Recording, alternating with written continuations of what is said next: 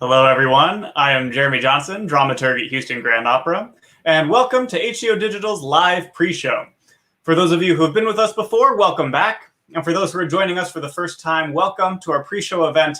I hope you have a great time learning a bit more about our digital programming. This is the place where we will introduce you to tonight's performance and give you some background on what you will see and hear. The main event begins at 7:30 Central on hgo.org/digital or through Marquee TV. So make sure you're ready to watch on one of those platforms. Tonight's program is an exciting new creation, a pastiche of Spanish music, dance, and culture created by HGO's artistic advisor, Ana Maria Martinez. Titled Suite Española, Explorando Iberia, translated to a Spanish suite of exploring the Iberian Peninsula, Ana Maria and director Chia Patiño take us on a tour of Spain and its regions through excerpts of Spanish Sarsuela, classical Spanish piano and guitar music, Flamenco Dance, and even Basque opera. So there's a lot to sample tonight, and as Ana Maria says in her introduction to the piece, it's like tapas, to share and enjoy. This performance, like all of our HGO digital presentations, is generously underwritten by Sarah and Ernest Butler, and we are deeply grateful for their support. Thank you, Sarah and Ernest. We couldn't have done it without you. The performance will go live at 7:30 Central on hgo.org/digital or Marquee TV. But first, let me take a minute to remind all of you watching here on Facebook or on YouTube that this video you're watching right now, if you're hearing me say these words, this video is not where the recital itself is going to take place. This is our pre-show stream. The performance itself will be streamed on HGO's website and through Marquee TV. You have three options for watching the recital. One, download the Marquee TV app on your smart device, including your smart TV, and create a login. Two, you can go directly to marquee.tv in a web browser. Simply create a login and you can access the whole HGO season for free. Or three, go to hgo.org/digital. Use your HGO login credentials or create an HGO login, and you can watch the whole season there for free as well. So make sure you're logged in and ready to go. If you have any questions or comments during the pre-show tonight, feel free to type them into the comment boxes on Facebook or YouTube. We'll be able to see them and respond on here live. So now let's talk a little bit more about tonight's program. I'll actually start a little bit about the program and what you'll see visually in the video tonight, because I think that helps with the context of the music and the dance. Suite Española was filmed in the Cullen Theater, and you'll see the video open with digital designs before we see the stage itself. That was designed by projection designer S. Katie Tucker. And then when we do open on the stage itself, you'll see background projections that were being projected live during the filming. Those were also done by Katie. So these digital projections act as a sort of through line that you'll see as we travel along the map of Spain to different regions of the country. We also have two flamenco dancers, Ana Maria Barcelo and Manuel Gutierrez Cabello, choreographed by Irma La Paloma. They also act as a through line throughout the piece, portraying the drama in their physical movements, interacting with Ana Maria. At times, you'll see Ana Maria Barcelo shadowing the movements of Ana Maria Martinez. Perhaps they represent different elements of the same person in the music and the dance. We also have pianist Kevin Miller, percussionist Richard Brown, and guitarist Jeremy Garcia, who play at different points throughout the evening. And in addition to Ana Maria Martinez's soprano performances, two HGO studio artists sing in the program, tenor Ricardo Garcia and baritone Blake Denson. So all these different artists come and go throughout the evening. There are moments where we have just the piano and Ana Maria, or moments with just the guitar and one of the dancers, and moments with all of the artists on stage. And between each of the musical selections, which we'll talk about in just a moment, we have some digital animations showing us the map of Spain, where we're headed next in the country, and some images of maybe the architecture, famous buildings, types of food, or other cultural elements from that region of Spain as we make our way there on the map. Before we move on to talk about the musical selections in just a minute, let me go through a quick reminder for those of you just tuning in that this stream is not the performance stream, it's our pre-show stream. The performance itself will be streamed on HGO's website and through Marquee TV. If you have any questions or comments, feel free to type them right into the comment boxes on Facebook or YouTube. We'll be able to see them and respond on here live. So now let's talk a little bit about the music you'll hear in the program tonight.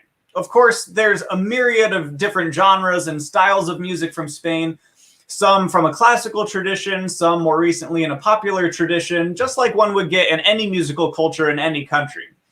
In the Western European opera tradition, composers from Spain up until about the late 19th or 20th centuries wrote primarily in the Italian opera tradition, most famous of whom was Vicente Martini Soler, a contemporary of Mozart's who also lived and worked in Vienna, and also wrote with librettist Lorenzo da Ponte. But there was another music theater tradition in Spain called Sarsuela, whose tradition is traced back to the mid-1600s with the performance of a musical comedy by playwright Pedro Calderón de la Barca, with music composed by Juan Hidalgo de Polanco. Sarsuela began in the theater tradition, so it was created by the playwright, and some sung music was added to it. So it alternated between spoken dialogue and vocal selections, much like what we might be familiar with the French opera comique tradition, the Viennese operetta tradition, or German Singspiel tradition. When and how those different traditions were influenced by the Italian opera tradition varied. And for Spanish Sarsuela, the answer isn't really until the late 19th century. Sarsuela became less popular in the 1700s and early 1800s, but in the late Romantic era of opera, Spanish Sarsuela became much more popular and influenced by the musical characteristics of Sarsuela and of the operatic tradition. Very lush orchestration, romantic melodies, and so on. Most of the Spanish Sarsuela people here today are from the late 1800s and early 1900s. Very little of the Baroque era Sarsuela music still exists. The plots of most Sarsuela tend to revolve around common people going through normal day-to-day problems. In an interview earlier this week as part of our Monday Night Opera series, Ana Maria said that the two opera characters most similar to Sarsuela characters would be Figaro and Susanna in Mozart's The Marriage of Figaro. Normal, everyday working people. The dialogue in Sarsuela also tends to be updated to reflect contemporary events, much like the dialogue in the Gilbert and Sullivan operetta is updated for topical jokes. 8 different Sarsuelas are represented in the performance tonight, and all of them were composed within a span of about 50 years, between 1889 and 1936. But this also is not a Sarsuela concert. It's a concert celebrating the music of Spain, which is more than just Sarsuela. There are 15 musical selections in Suite Española. Only about half of them are Sarsuela. And actually, all of the Sarsuela pieces in the concert are Spanish Sarsuela. Sarsuela does have a tradition in other countries, taken there by the Spanish colonizers, of course, but developed and evolved in a slightly different tradition. There's Cuban Sarsuela and Mexican Sarsuela. There's even a Sarsuela tradition in the Philippines. But tonight, focusing on Suite Española, all of the Sarsuela in the concert, which is again only about half of the concert, are Spanish Sarsuela pieces. We'll talk about those and the non-Sarsuela pieces in a moment. But first, I want to share a little bit about Spanish geography. So here's a map of Spain. Here's a map of Spain, and it gives us a little context of the tour of the country that we'll be going on. Spain is made up of 19 different autonomies that have decentralized self-government outside of the unified Spanish government. This was actually relatively recent, being set forth in the Spanish Constitution of 1978, following the end of the dictatorship of General Francisco Franco, that took up the bulk of the mid-20th century, commonly referred to as Francoist Spain. Of course, these cultural regions have been around for centuries and centuries. They've always had their distinct cultural elements, some of them even their own language and dialect, which we'll talk about later tonight too. But one of the main elements of Francoist Spain in the 20th century was a desire to forcefully unify the country as a way of preserving a form of Spanish nationalism. So when Francoist Spain fell, the makers of the 1978 Constitution had to find a way to balance the conflicting cultural viewpoints of Spain. Was it a unified country or a nation of separate nations? They crafted then these autonomies that collectively make up Spain, but operate in a relatively decentralized form of self-government. Spain has 15 different autonomous regions in the mainland country on the Iberian Peninsula. As you can see here on the map, 2 more autonomous communities are islands. The Islas Baleares, the Balearic Islands off the east coast of the country, and the Islas Canarias, the Canary Islands, that are in that little inset there at the bottom of the screen. They're actually quite a bit farther south and off the west coast of southern Morocco. The last 2 autonomies in Spain are both autonomous cities on the northern edge of Africa, both of which border Morocco and are on the Mediterranean Sea. Ceuta and Melilla. You can see those right at the bottom there of the map. Of the 19 autonomies in Spain, tonight's program visits 7 of them, and visits multiple parts of some of the 7. We start in Madrid, right in the center of the country, and then we move down to Andalusia, the southernmost region of mainland Spain. Seville is the capital of Andalusia, and over the course of the night, we'll visit a few different neighborhoods of Seville and a few different cities in Andalusia.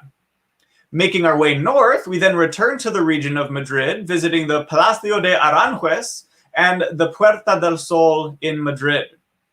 Over the course of the program, we'll also visit Cantabria, Extremadura, Asturias, Catalonia, and Basque Country. You'll see the Spanish names for these regions in the digital projections as we travel over the map of Spain, and most of them will look very familiar to the English version. But the difference is when you see the Spanish name País Vasco, that is what we call Basque Country in English. So we open the program on Madrid, the capital of Spain, located pretty much right in the center, the heart of the country. The first selection is titled De España Vengo, I Come from Spain, and is taken from the Sarsuela El Niño Judío, composed by Pablo Luna to a libretto by Antonio Paso and Enrique Garcia Alvarez. Pablo Luna moved to Madrid at age 25 to learn about Sarsuela and was heavily influenced by the Viennese operetta of Franz Lehár. El Niño Judío premiered in Madrid in 1918 and takes place there, but it also takes place in Aleppo, Syria, and in India. The plot revolves around the title character leaving Madrid to go find his real father in Aleppo, and while in Aleppo is rerouted to India, having learned that his real father might be there. This song, De España Vengo, is sung in the second act when he and others from Spain are in India and perform as part of a celebration for the Raja of India, who they think is the title character's father. The song is all about being proud of being from Spain, and that no matter where they go, their faces glimmer with the pride of being from Spain. Here's an excerpt from the video release itself. This will introduce you to the aesthetic of the video, how music, dance, and projections all interact to create something new and really quite stunning. Please enjoy.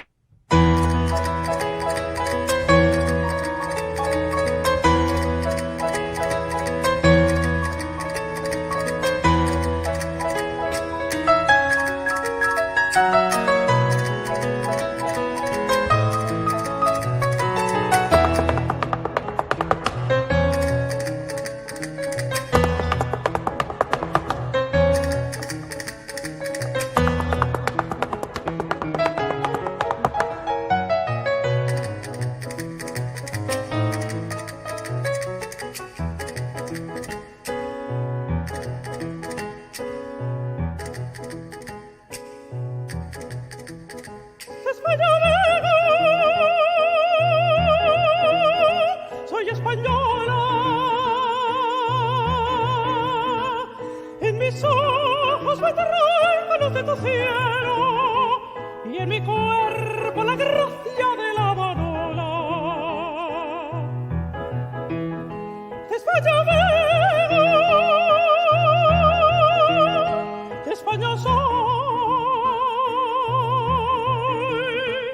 y mi cara serrana lo va diciendo, y mi cara serrana lo va diciendo, que he nacido en España, por donde voy.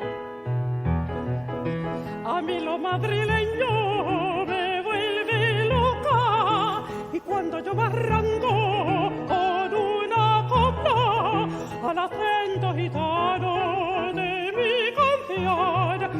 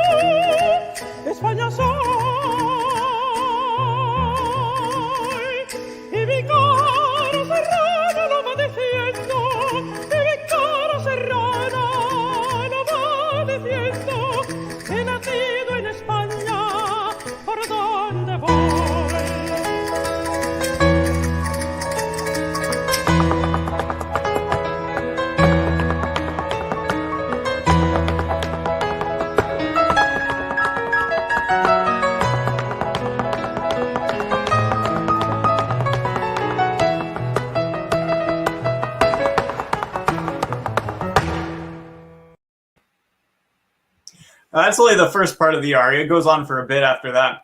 And then following that selection, we travel down to Andalusia, to the city of Sevilla, Seville. The second musical piece is a movement from a piano suite by composer Isaac Albéniz. This piano suite has influenced tonight's program in a few different ways. The piano suite is also titled Suite Española. It was composed in 1886, and it's made up of 8 movements titled with different cities or regions of Spain. Now, it was written before the current 19 autonomous regions were made official in the 1978 Spanish Constitution. But like I said before, these cultural regions have existed for centuries. So Albéniz was writing a piano suite of those different regions of Spain with different movements representing them. He actually originally only composed 4 of the movements specifically for the suite. And the other 4 movements, which Albéniz did compose, just not for the suite, were added to the suite posthumously by its publisher. Tonight's program contains 3 of the 8 movements in different parts of the performance. The second selection is the movement titled Sevilla, and as pianist Kevin Miller plays the movement, Ana Maria Barcelo and Manuel Gutierrez Cabello dance flamenco to the music. Here's a short clip of this movement to whet your appetite for the non-Sarsuela music and the flamenco dance that you'll experience tonight.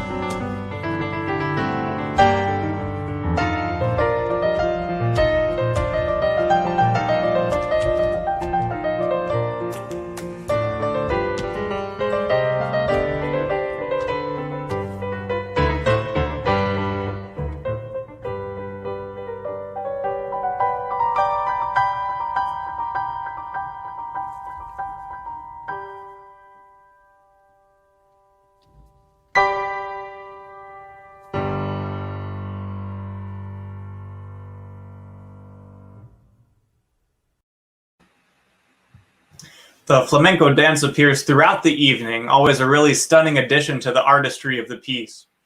Flamenco dance has its origins in southern Spain in the region of Andalusia and is characterized by a number of different dance forms, including the seguidillas, the sevillanas, fandangos, and more.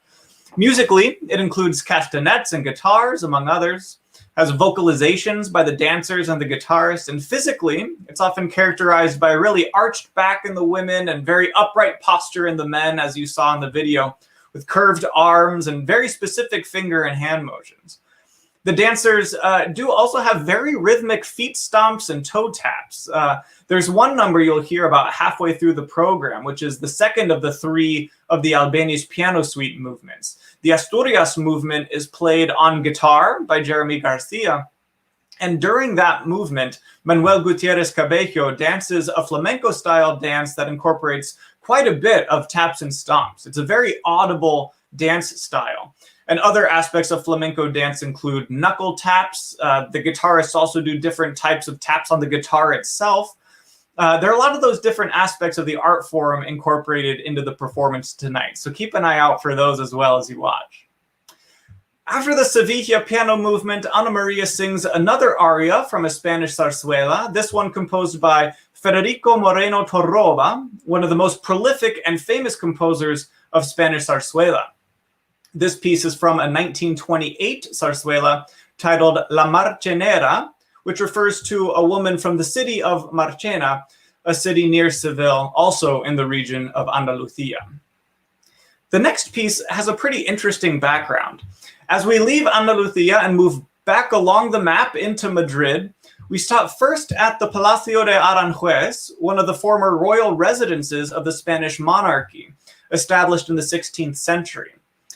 The music of this piece was composed by Joaquín Rodrigo in 1939, and it was written as the second movement in a three-movement concerto for guitar and orchestra, titled Concerto De Arangues, paying homage to the city of Aranjuez as a historically important city for Spain and its history.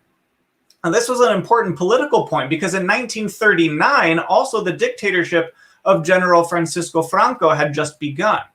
So artistic pieces like this, involving Spain or the history of Spain, had to at least leave open the interpretation that they were in favor of the new regime. Whether or not Joaquín Rodrigo was in favor of Francoist Spain, we don't know. But on the surface, honoring a 16th century palace and the city of Aranjuez was innocuous enough to not be censored by the new regime. Later in life, Joaquín Rodrigo and his wife said that the musical piece itself was written in response to the miscarriage of their first child. The music you'll hear is a very beautiful, slow adagio line. It's from the second of the three movements in the concerto, the middle adagio movement. The music was made famous 20 years later, actually, in 1960. Miles Davis performed an arrangement of the middle adagio movement on his 1960 album, Sketches of Spain. And after that, the beautiful melody was covered and rearranged by dozens of popular artists. It eventually had words added to it by lyricist Alfredo García Segura about meeting a lover in Aranjuez. We then travel from Madrid to Cantabria, to Extremadura or Extremeña, to Asturias, along the way meeting more zarzuela by famous composers like Pablo Sorozabal and Ruperto Chapí, and returning to Federico Moreno Torroba. We've talked about zarzuela and the Albéniz piano suite, and movements of the suite and from different zarzuelas will weave in and out throughout the program. But there are three more pieces on the program that I want to highlight specifically in our last few minutes together. When we leave the zarzuela tradition again, we go to an art song composed by Pablo Casals, titled Tres Estrofas de Amor, or Three Verses of Love. We encounter Casals when we head to the region of Catalunya, or Catalonia, the capital of which is Barcelona. Pablo Casals was born in Catalunya in 1876 and was trained as a cellist. He was most famous for his recordings as a cellist, and he was considered the best cellist in the first half of the 20th century, making concerts all over the world. In 1939, he left Spain and settled in a historically Catalan region of southern France because he fiercely and publicly opposed the military dictatorship of General Francisco Franco. He refused to return to Spain until democracy was restored. He even refused to play concerts in countries that recognized Francoist Spain, with only one notable exception.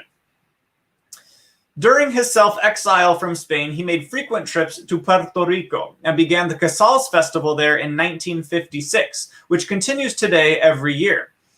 He and his wife, who is from Puerto Rico, settled there in 1957. And shortly after, he also established the Puerto Rico Symphony Orchestra in 1958 and the Conservatory of Music of Puerto Rico in 1959. He stayed in Puerto Rico and died there in 1973, never seeing the return of democracy to Spain, which happened only a few years after his death. He was such a major figure in Spanish, Catalan, and Puerto Rican musical culture, and Ana Maria honors him with two of his pieces when we travel to Catalunya in the program. Tres Estrofas de Amor, the first Pablo Casals song in the program, is the fourth in a set of six titled Six Songs for the Soprano Voice. And then following that, Ana Maria sings a piece called El Cant des Ocels. And this is actually a traditional Catalan Noel in an arrangement by Pablo Casals. So in this piece, Ana Maria isn't singing Spanish, but is singing in Catalan, one of the 7 or 8 different Ibero or Romance languages spoken in different autonomous regions of Spain.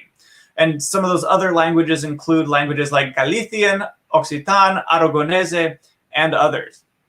That leads me to the final song in the program, which is another of these lesser-known languages spoken in Spain. And this language is spoken in the northern region of País Vasco, or Basque Country. The language is Basque, and the final aria of the night is in that language, excerpted from a 1910 opera by composer Jesus Guridi to a Basque libretto by Alfred Echave. So this also isn't from the Sarsuela tradition. Guridi composed both Sarsuela and opera. This 1910 piece is in the opera tradition in the Basque language. It's a gorgeous song, often called the Melody of the Flowers outside of the opera, and one that Ana Maria and Chia wanted to program last in the night because of its intimacy and beauty. The program has a more bombastic ending with all of the artists on stage, all the singers, instrumentalists, and dancers in the piece right before this. It's a piece for soprano and chorus from Ruperto Chapí's 1897 Sarsuela, La Revoltosa. But after that, Ana Maria sings this introspective, intimate, slow, and gorgeous melody in Basque as the credits roll on the film. She says it's a way to honor the loss that we've all felt this year. So I hope you all really enjoy Suite Española. It gives you a taste of so many different artistic cultures of Spain, different regions and styles, and it does so in a celebration of Spain and a really beautiful multimedia performance of so many amazing artists doing amazing artistic work. Thank you everyone for joining me tonight for the pre-show. I hope you had a good time hearing about Suite Española, Explorando Iberia. Now it's about time for the performance to go live on Marquee TV and hgo.org/digital. We're so excited for all of you to experience this amazing piece. So remember, if you haven't logged into your accounts, go ahead and log in. The performance is about to start. Thank you, and please enjoy the show.